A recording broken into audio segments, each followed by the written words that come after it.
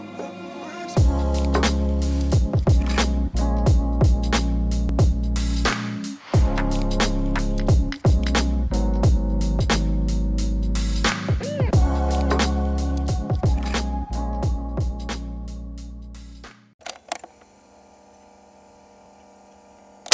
guys, Vince back here with another brewing video. It's been a while since I've done a video for you guys, but today I wanted to go over what's actually going on inside my head when I'm doing my pour-overs. The focus of the video today is to discuss the core things that I really think about when I'm doing my pour-overs. So there are 5 main categories I would like to discuss today. Timing, grind size, stirring, pouring, and then the types of gases that are released. Having a better understanding of these 5 principles will give you a better pour-over and help you achieve the taste you desire. But first, if you don't have good coffee beans, no matter how good your technique is, your coffees won't taste good. Please go to your local roasters. They will definitely be putting in a lot more effort to make your coffees good. If not, you can visit us at talescoffee.com. There will be a link in the description below. Let's talk about timing, guys. Generally, when you look online, people tell you to finish brewing your coffee in 3 to 4 minutes. When I do my coffees, I actually think coffee's finished extracting within a 2-minute mark. I don't see why we need that long. So let's get into why I think 2 minutes is the perfect timing for us. When I was first starting to brew coffee, I ran a couple of tests just because I wasn't sure what was going on. I used to brew on a stand. So there was a stand that would be like your V60, and then I would be able to switch my cup underneath. So every 15 seconds I would switch a cup and I would be tasting each part of the coffee. As I was tasting it, I noticed that after the 2-minute mark, the coffee flavors started to fall off. And this was kind of regardless of the brew technique I used. I could be doing a single pour, a middle pour, or I could be doing pulse pouring. And I found out at around the 2-minute mark, flavors were really starting to drop off. So I've always kept my coffees under 2 minutes. When I did my testing, most of the flavors were released in the first 45 seconds. The stronger, heavier richness was there, most of the acidity was there, and then you kind of balance it off within the next kind of like minute or so. What happens is after the 2-minute mark, like I said, it starts to fall off. But what really starts to come out is this kind of flatter, a little bit more kind of like papery, but an undesirable acidity. And I think a lot of people, when they talk about black coffee, they think that, my stomach's starting to hurt, I'm not comfortable. And I really think that the acidity brewed after the 2-minute, 2:30 mark especially, is these undesirable flavors that might actually be hurting you. There are a few things that really start to make your coffees extract at a longer time. For example, I find that pulse pouring creates much longer draw times. When you pulse pour, the coffee beds sink a lot more. If you're not familiar with what pulse pouring is, that just means you put a little bit of water, you stop, you pour a bit more water, you stop, and you pour a bit more water afterwards, and you stop again. That's what pulse pouring is. I find that when you pulse pour though, you push the coffee grinds because you're agitating at different times. It's almost like you're stirring multiple times and not a continuous time. And it makes the coffees sink. And when the coffees sink to the bottom, the water struggles to kind of just go through. And so that's what is actually elongating the brew process. What I do in turn is I actually do a single pour. Single pours, it's a little bit more finicky because you have to make sure your first drip comes a little bit later. But a single pour essentially is you just pour once from beginning to end. All your water is done all at once. And this way you get to control a lot more of the flow of the water, and you get to move the water and the grinds in a certain way. We'll be talking about that a little bit later. Let's quickly go over the timing of the first drip. When I brew coffees, regardless of me using a bloom or not, I think that the first drip needs to come out very slowly. So when you start your brew, you have to pack your coffees a little bit differently. Sometimes they need to be in a cone, or sometimes they need to be more flat, it depends on the type of the beans.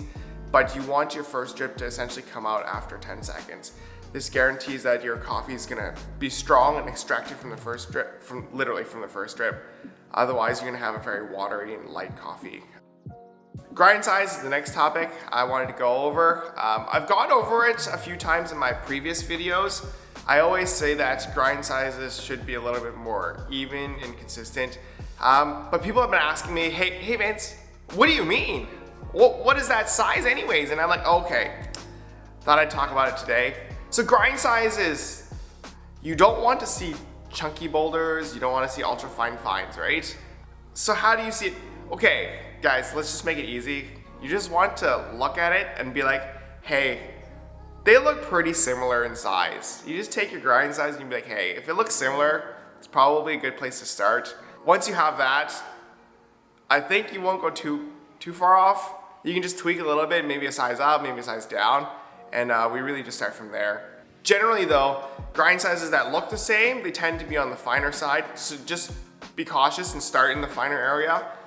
You don't want it to be like ultra fine where it looks like dust or powder, but you want it to be a nice, like small, consistent chunks.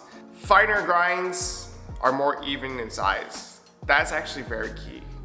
More even size grinds just creates a more even extraction. We always talk about evenly extracting all your beans. If your grinds look too far off from each other, you have some under extracted and some over extracted coffees, and that does not make a good coffee. You want everything to be evenly extracted. You want the same grind size. So let's talk about stirring. I actually think stirring is very important. This little bit of agitation. For the longest time, people were like, no, you can't stir, you can't stir. Well, nowadays I think people are starting to stir. They're doing that little swirl. Agitation is actually very good. There are 2 times during my brew when I normally stir. The first time is before you even pour the water. Now that's actually very key, it's very important. You give it a quick stir. The reason is you want to break up all the clumps. When you grind your beans, there's a little bit of stag that happens, and what happens is all your beans can clump together. If you don't break them up and you're pouring your water, sometimes you're gonna get these little chunks and they're not gonna get extracted at the right time. They're gonna produce these giant gas clouds that come out from nowhere, and it just makes your coffees uncontrollable. And then the second time I pour is at the end when I finish brewing all my coffees. So like I said just now, I do single pours, pour once from beginning to end. Once I finish, I give it a quick stir. The stir for me is more like this moment where you're trying to extract the last little bit of it out. And at the same time, if you could just imagine just guiding the coffee into a certain flow. I think that's kind of how I want to stir my coffees. Just wanted to guide my coffees in a certain flow and then have it finish draining. But the stirring allows me to create an even extraction every time. The pouring speed heavily impacts the outcomes of the coffees. So we have to be very mindful of our pouring technique.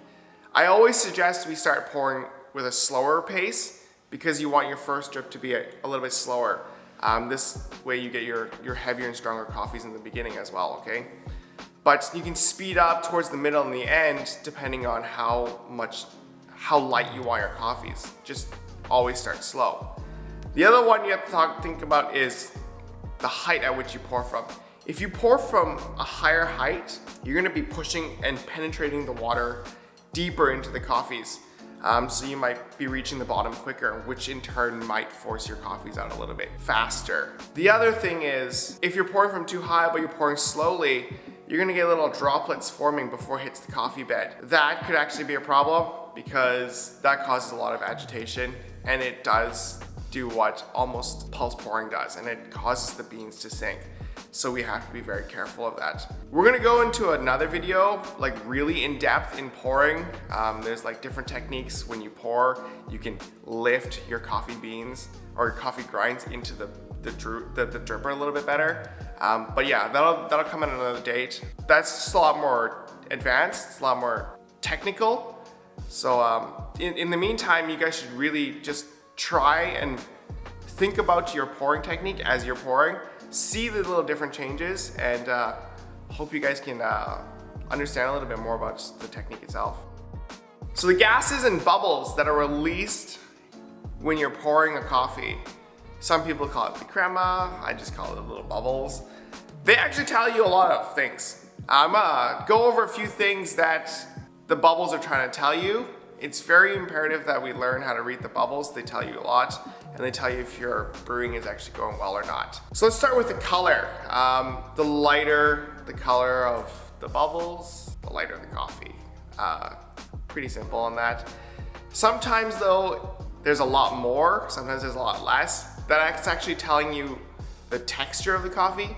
Generally, lighter coffees have less bubbles, so they have a lighter texture. but it's not always the case.